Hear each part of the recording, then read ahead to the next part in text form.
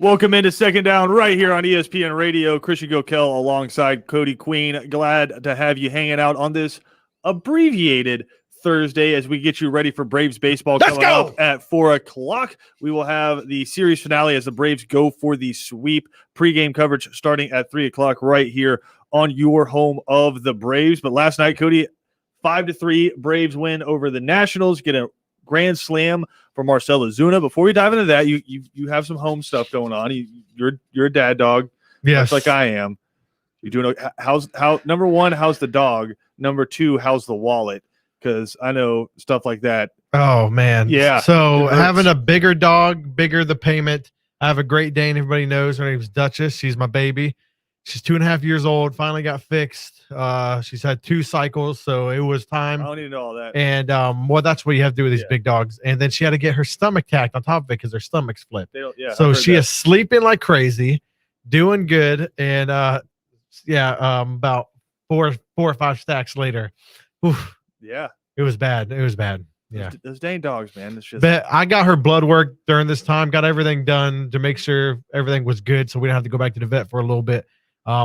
We have a great vet, but she's doing all right. She's 9-9 right now with some blankets on her and everything. And higher than the Swiss Alps right now? Oh, higher than a grocery bill, boy. I tell you right now. Yes, sir. Yes, sir. There's very few things funnier than dogs after their vet visits that are just a little bit inebriated. I have never seen her like this. She was like, I had to pick her up, put her in the truck, and I had to pick her down, and then she went inside and she laid down, and I sent you a picture of her, and she was like, no, dude, she was 2 sheets to the wind, and she's just sleeping now, so hopefully she'll be good soon. And in your younger days when you would go to the bar with your friends and there was that one guy who maybe went a little too fast and they were sitting at the bar and they had the stare straight ahead, and you're like, that was your dog last night. Yeah, it was definitely her. Dude, it's this morning. I know last night she woke up and went potty in the house. Yeah. Like it had to been like 2 or 3 a.m. And but besides that, no, she's not. Does she have the cone of shame? She doesn't have to have a cone. Really? She's not biting at it or licking at her or anything like that. And the vet said unless it's bad. But now they don't really do cones anymore. It's like these pillows. I gotcha. They put on their heads, stuff like that. So like the stuff you wear on an airplane. Exactly. It looks just like that. Yeah, it looks just like that. And you actually blow it up to the size that you need it for long neck dogs or short neck dogs. I don't know. Yeah, but she's doing all right. Thank you for asking. And then again, like I said, you can use it after that for naps for yourself. You just put it on for your neck. My Colorado trips. And That's stuff right. Like that. Oh yeah. Yeah, you just put it on your own neck. But yeah, no. Her neck's probably bigger than mine. I don't know, man. You got that thick neck over there. I've always been very happy with mine because I got the pound special where you just go in there and you get the nut for $125, and they microchip it and fix it for you, and they say get out of here. I was supposed to do that. They had a thing going on where a bunch of people donated for dogs to get fixed, whatever. And I called up, I got in, boom, boom, boom. That's the time where I missed her appointment. So, and yeah, you're good at missing stuff. Oh, I'm horrible at that. And so I had missed your first vaccine appointment. I did miss my first. I had BJ made it for me, and BJ was very go on, dude. I'm like, yeah. So, and then that was the Johnson & Johnson. So I would have just been one in and out. So I had to do one and then wait for another a month later. And I was supposed to have lunch with Woody Page. I was supposed to have my vaccination before then. He works for the Denver Post and he works for ESPN also. And I couldn't do that because I didn't get my second dose in time. So, yeah, I kind of screwed myself on that. You're really good at missing stuff, but not missing anything. Last night, Marcell Ozuna hits a grand slam. The Braves beat the Nationals 5-3. And Cody, best part of that was prior to Marcell Ozuna hitting the grand slam, I was listening to the radio, Ben Ingram on the call there, and they walk Freddie Freeman ahead of Marcell Ozuna to load the bases. And Freddie Freeman, who actually is getting the day off today, we'll go through the Braves lineup coming up here in just a minute. But Freddie Freeman been in a really tough streak, honestly, one of the worst streaks of his career. Don't know how much of that has to do with him getting hit in the elbow a couple weeks back, but it's just been a rough streak. He's getting the day off today, but even with that, he was still Freddie Freeman, and so they decide to walk him and get to Marcell Ozuna, and Marcell Ozuna pokes one the other way, just enough carry on it to get over the fence. Second night in a row, you get a grand slam for the Atlanta Braves. The third grand slam on this road trip because Pache had one against Toronto. Then you had Huascar Ynoa hit one, and now you have Marcell Ozuna. They have the most grand slams in the major league this year. period, as Kevin Thomas comes just skulking. Well, you're off today. What are you skulking into the studio? But Cody, a big win last night for the Atlanta Braves. We're currently a game and a half out of first place in the NL East, but I am extremely nervous today as I look at the lineup for the Atlanta Braves. Number one, you have Drew Smyly, and Drew Smyly. Yeah, we were talking about that. Yeah. So far this year, it's been pretty hit or miss, and mostly batters aren't missing, and they're getting a lot of hits. And so, I don't want to say this is a mail it in game, but William Contreras is getting the day off. Freddie Freeman's getting the day off. Drew Smyly's starting. You want the sweep, right? You need the sweep if you're the Atlanta Braves after you get swept out of Toronto. Do you need it though? I mean, you don't really. You're still competitive in the division, I think you just to like start getting some sort of momentum. I think a sweep here would be really beneficial. But the lineup today: Ronald Acuna leading off, Ozzie Albies in the 2-hole, Marcell Ozuna batting third, Austin Riley batting cleanup, Dansby Swanson at 5. Adrianza is playing third base today because Austin Riley is playing first base for Freddie Freeman. He'll bat 6. Christian Pache in center field will bat 7th. And then this is a pretty cool story. Jeff Mathis is a 17-year veteran catcher, but today he'll get his first start in the major leagues.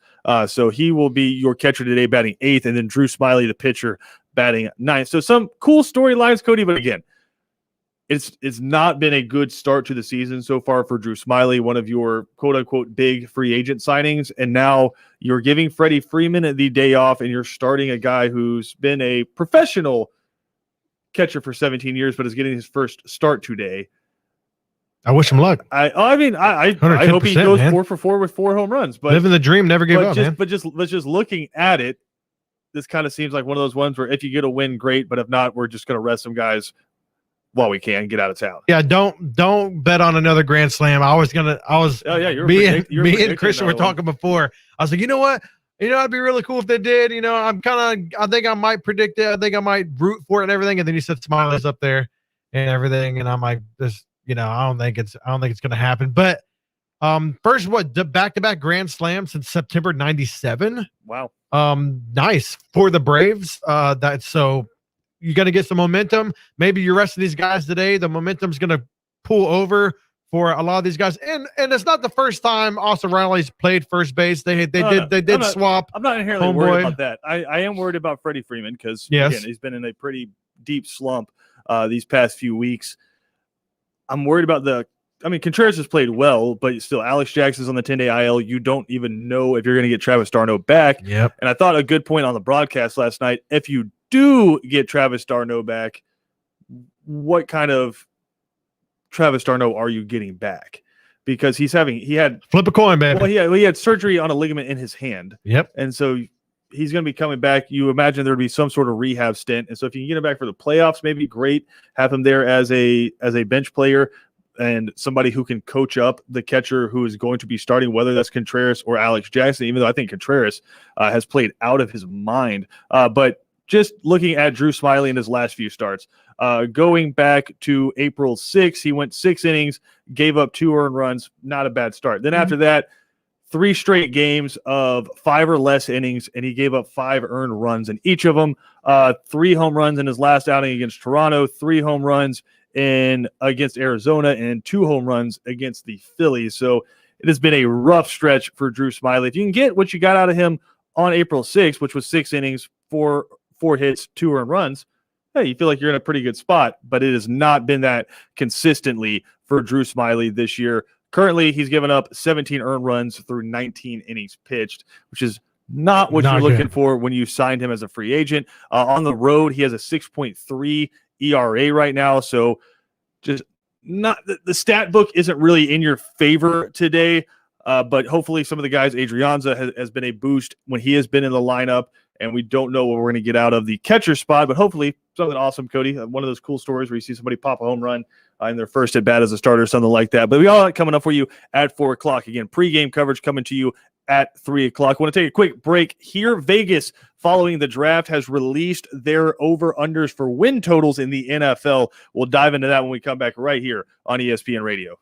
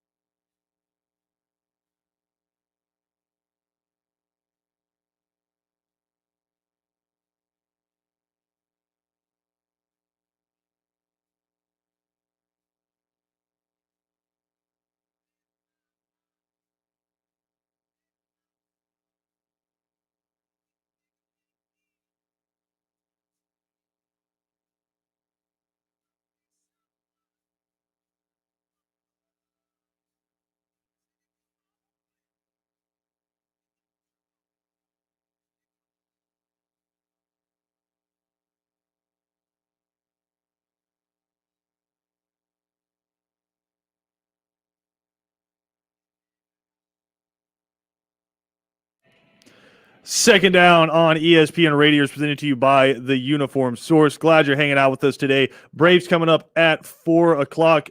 Cody, Kevin and I were kind of talking in there, and it kind of came to me. The Braves might have currently on their roster 2 guys who you can make Disney Channel movies about, right? You know, the movies where, not even Disney Channel, just Disney movies, right? Where it's just like the clucky underdog in the minor leagues. There used to be so many movies about that, right? Where you just like watch the mid-30s, 40-year-old guy who's been in the minor leagues forever, and he finally gets his one shot. Oh, yeah. Yeah, those are the good ones. Those are the good movies. You have Jeff Mathis, who today is making his first start after being a professional baseball player for 17 years. I mean, the script right to side. You also on the roster have Sean Casper Jr., the one who he came up after being in the minor leagues forever and got to play in his first ever professional game. And he said he's just been like grinding it out in the minors forever because he wanted to see his kid, or he wanted his kids to see him be a pro. And you had like him taking pictures with his family at the ballpark. I mean, it's just like you have like 2 guys right there who definitely, like, some Disney execs are like, all right, we can make a straight to DVD movie about this. Dream come trues, man. Like, that's a Disney movie, dude. Yeah. Like no problem.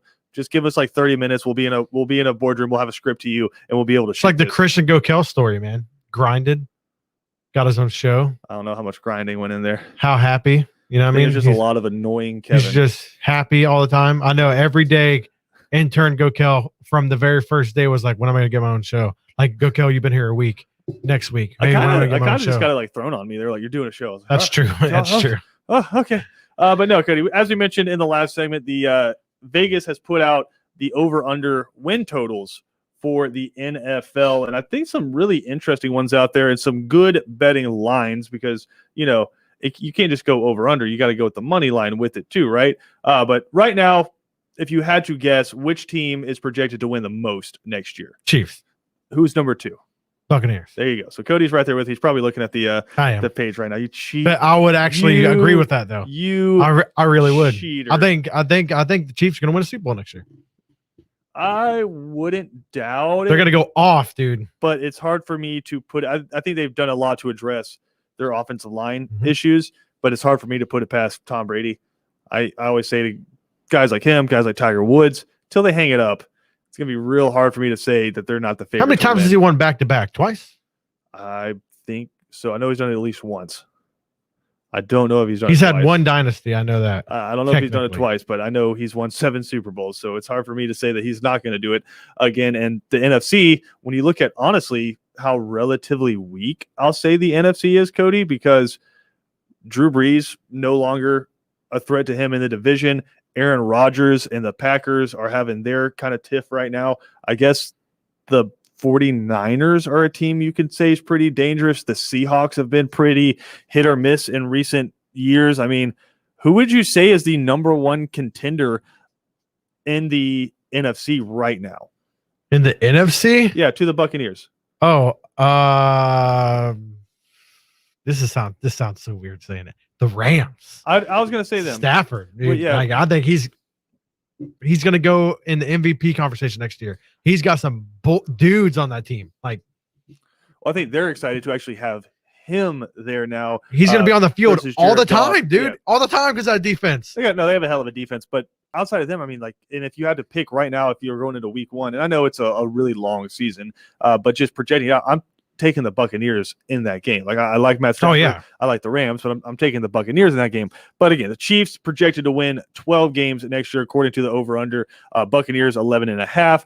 Packers are the number 1 team in the NFC as a contender. They're projected to win 11 games next year. But again, we don't know where the soap opera with Aaron Rodgers is going to go.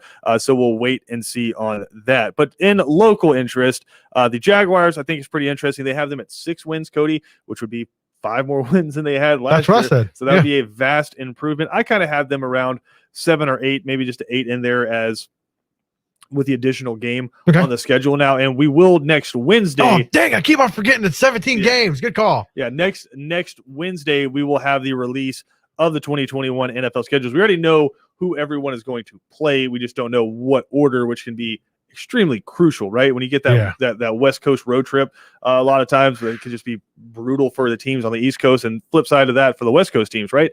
So we'll find that out next Wednesday. But the Jaguars projected to win 6 games. I'm probably taking the over on that one. I think last year they lost a lot of games by pretty close margins, not quite as Like many 10 points or less. Something like not that. quite Yeah. as many one-score games as the Atlanta Falcons lost, but they lost a few pretty tight games, and you don't know how much the coaching staff was tanking, how much the front office was tanking with some of the decisions that were made around Gardner Minshew and the team. And I think the additions that they made, I like the draft picks that they made, obviously Trevor Lawrence, but I really like the Travis Etienne pickup. I think Tyson Campbell could potentially develop into somebody that's a really good piece in that secondary. He has all of the athletic measurements to make him a good piece in that secondary. Their free agency, I thought, was a little bit curious, but again, I really like what they did in the draft. And on the flip side of that, Cody, their division is pretty weak. I mean, the Titans are pretty good, but the Texans are a dumpster fire. You know, I projected them to have the number 1 overall pick next year. I think they're going to be really bad, and we don't know what Indy's going to look like with Carson Wentz as their quarterback. I know he had his best year when Frank Reich was his OC in Philly, but outside of that, it's been a pretty average career thus far for Carson Wentz. Maybe a fresh start is what he needed, but I don't see why the Jaguars couldn't split that series this year at least. And so I think if you could sweep the Texans, still one from the Colts and the Titans, and then get into your out-of-division schedule, I don't see why the Jaguars couldn't win 7-8 games this year. They actually just looked it up, lost 7 games by 10 points or less, lost 5 games by a touchdown or less. They lost 3 games by 3 points. Right. So you're right. They weren't getting blown out of most of the time, but they were getting blown up by like actually not that good of teams. So they were playing some teams very close. They'd have some very weird games where it's just like, who beat the crap out of you like that? You're like, dang. The Bears. Yeah. The Bears beat the crap out of them, and then then they freaking lose against the Browns by 2 points and stuff like that. You know, that was like over a 10-win team last year. It's so weird. So I think the Jaguars are going to be much better this year. I think it's an atmosphere that they're trying to bring to that city to try to beat their rivals. I know that's the way Urban Meyer is. He likes to beat down the teams that are closest to them, as in like a Michigan or even Georgia back in the day, or, you know, he's a college football coach. So like rivals mean something to him. So he knows he's going to have to take one game from each team in the division, at least one game to split the series. So I think he's going to really go into that. And I think they can steal one from the Colts. I think they absolutely can. I think they can beat the Texans twice. I think they can beat them twice because the Texans are going to be atrocious next year. I think if you're projecting out wins, win totals for a team, you have to look at that Texans, and that has to be 2 wins when you're checking that one off. But in terms of interpreting the money line from Vegas, Cody, because they're usually really good at this, the over is projected out at -120, so you'd have to bet 100 or you have to bet 120 to make 100. Okay. And so they think the Jaguars, or at least the money that's coming in right now, is for the Jaguars to have over 6 wins so far this season. Right now you can get the under for +110, so you bet 100 to make 110. So I mean, can I bring one up? The Cardinals are still like at 8, almost like 500. But I think that's a great line for them. I know that's an accurate because line. The Cardinals are always, like, when it was a 16-game series, 7-9, 8-8. Like, it's a 17 games, and so it's like they might be 8-9, 9-8. I think it's a great line for them. What's holding them back now? Is it coaching? Because they had a coach who's never had a winning record. Their defensive, I guess, just really this line of scrimmage is kind of okay. Mm-hmm. I think their wide receivers could be exciting. Have we figured out what Larry Fitzgerald is doing yet, or is he still just kind of up in there? But you signed AJ Green, you don't know what you're going to get out of him. DeAndre Hopkins is really good, but I mean, what are they doing at running back? The offensive line is kind of okay. The defensive line is okay. Secondary is pretty good. There's just no position group on that team. And DeAndre Hopkins is amazing, so I'll give him wide receivers. But there's just no position group on that team. You're like, wow, that's an outstanding. They lost Patrick Peterson too. Only O-line. I think they have a top 10 O-line. Besides that, you're right. It's not top half the league of anything else. None of us top 16. And I'm not overly sold on their offensive line. But we'll see what happens with Kyler Murray. But the Falcons are getting disrespected on this, big guy. I mean, if you want to move to that too, you were 7. asking about the Cardinals. 7, I think, is a good line. Dude, why not? I mean, for the two previous years, you were 7-9 and 7-9, and then last year you were 4-12. But they got immensely better through the draft.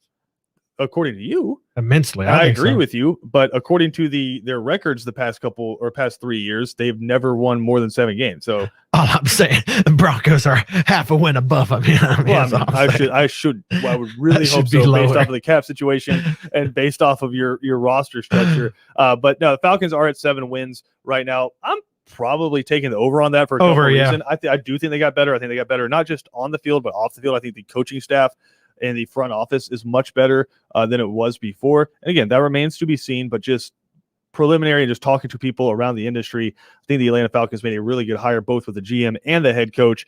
I really liked the draft. You addressed it a lot of positions needs. I know everybody's excited about Kyle Pitts. I'm really excited about Richie Grant because it's been so long.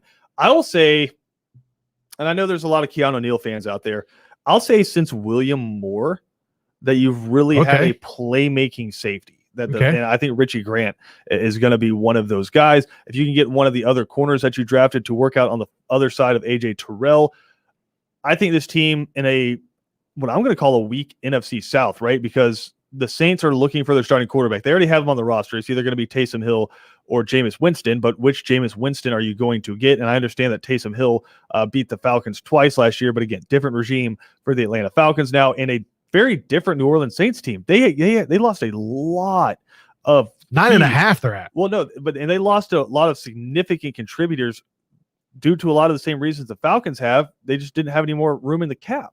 And so I'm not understanding the love for the Saints. Maybe it's just deferential treatment for Sean McVay because of his history of winning.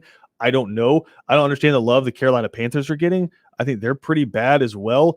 Sam Darnold, everybody was ready to kick him out of New York, but all of a sudden he goes down the coast a little bit and he's in Carolina and he's the savior for the Carolina Panthers. I don't inherently understand that one either. And Christian McCaffrey was hurt last year, and the running back who filled in well for him now plays for the Atlanta Falcons. So I don't think any of those three teams has a shot to win the division because the Buccaneers literally brought back their entire starting lineup, offense, defense, special teams. But I do think the Atlanta Falcons could absolutely compete for second inside that division. So, yeah, I think 7 is probably a fair line based off of their performances the past few years.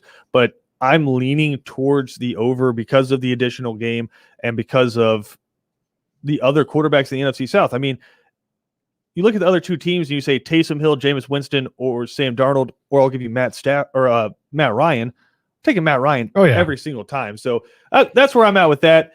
I think the Falcons go way over that. I really like the line for the Chiefs because they seem like a 13-3, 12-4 kind of team to me, where they're going to lose 2 or 3 games, and it's going to come down to that one crucial one for your bet on the season as to whether or not you hit that over under. 13-3. I don't even know what you're talking. 13-4. You mean?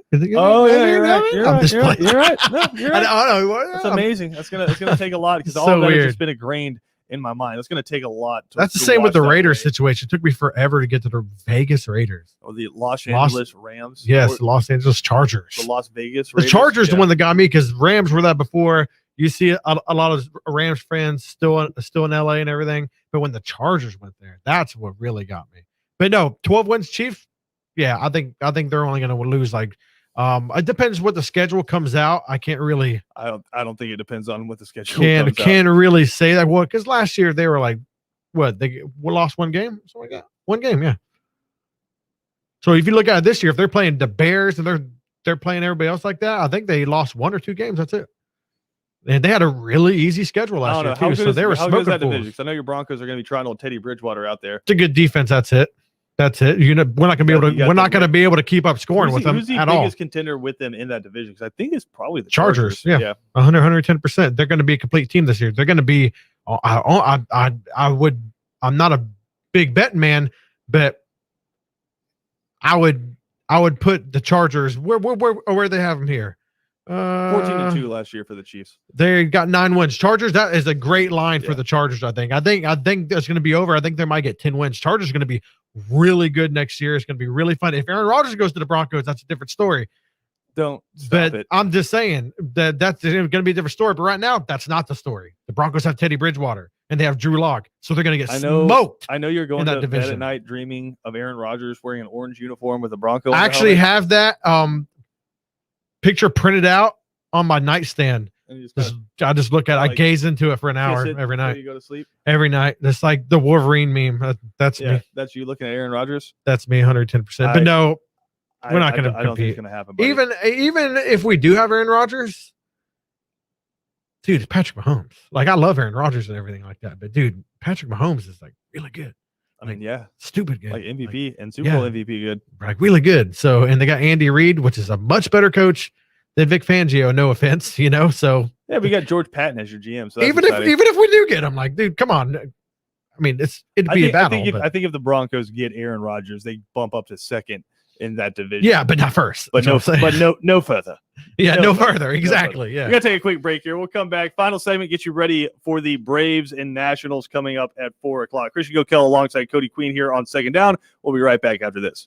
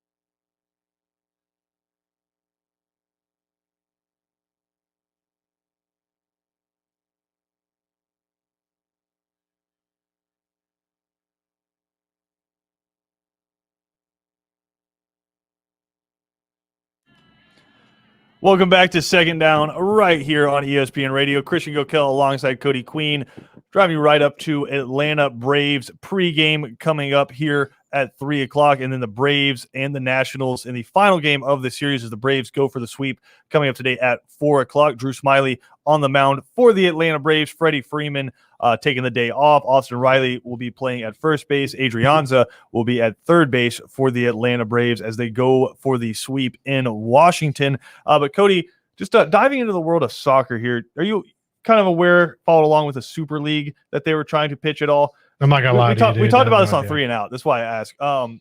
Basically, a bunch of the biggest teams across Europe were trying to break away and form their own Super League where they could control the TV. Well, I know that, and the fans went nuts. Yeah, and like literally invaded stadiums and were like, "Yep, like if you guys do this, we're not supporting you anymore." Money, all of that, and so the Super League crumbled under the pressure from the fans. But this is just an amazing quote out there for all the fan bases out there, because I know a lot of Atlanta fans get frustrated with a lot of the groups, not necessarily Arthur Blank, because he has been a very front and center figure for the Atlanta Falcons. Like, you know who's in charge of the Atlanta Falcons, but some of the other teams like the Atlanta Hawks, the Atlanta Braves, with their boardroom controlled budgets and teams, a lot of fans get really upset. Like right now, the big storyline is why haven't the Braves paid Freddie Freeman yet? The fans just get upset with no face blank corporations, right? Well, when you look at the Super League and it crumbled, now all of these investment firms and these huge corporate entities, a lot of them from America that were buying English soccer leagues and trying to move it to the Super League to make billions of dollars, they're now having to answer questions about what happened, why they didn't, and why it went wrong. And I think we all know the answer, which is money. It's like, we don't really care about the sport. Somebody just brought us a spreadsheet and said, if you do option A, you'll make more money than sticking with the current option. So we all know why, but this is pretty amazing. So this is from JP Morgan Chase CEO Jamie Dimon. He was giving an interview to the Wall Street Journal, and he was talking about misjudging what the blowback was going to be with trying to move one of the biggest soccer teams, not even franchise clubs in the world, trying to move it away from its league into its own league. And he said, I'm not an expert on European sports, but obviously there's a lot of fandom. We kind of misjudged that a little bit. So when from the get-go, dude. So when you're sitting at home and you're wondering, why won't these guys pay my favorite first baseman? Or why do they let these guys go? Why is Julio Jones about to get traded? They don't care. They don't. No, they don't. It's profits and losses. There's some teams like, what was it? The Marlins back in the day. Pat McAfee had the guy on there a while ago saying they would spread rumors too to not get them paid. So there's all kinds of grimy stuff going out there when it comes to paying players. So when you get mad about it, like, dude, this is all it is dollar signs. All it is dollar signs with them, dude. That's all it is. And like, people need to realize that. Like, dude, they're businessmen. Yep. They're businessmen. That's it. Well, and women. It's greed. Like, just straight up. I'm a billionaire and I want more billions of dollars. Yep. Like David Sampson used to be an executive for the Miami Marlins, or I guess the Florida Marlins for a while too. And he goes on the Le Batard show all the time, a recurring guest for him. And I think he's been really transparent. Yes. After the Jeter sale, and he had a little bit of a hiatus where he couldn't talk about it, but yeah, he's giving you a lot of great insight into like what actually happens from the fiscal side of it. And the majority of it is, how can I spend as little money as possible and make as much money as possible? Yep. And yeah, we're going to make it appear as if we care about the fans. But yeah, you mentioned the Marlins there. They've won 2 World Series.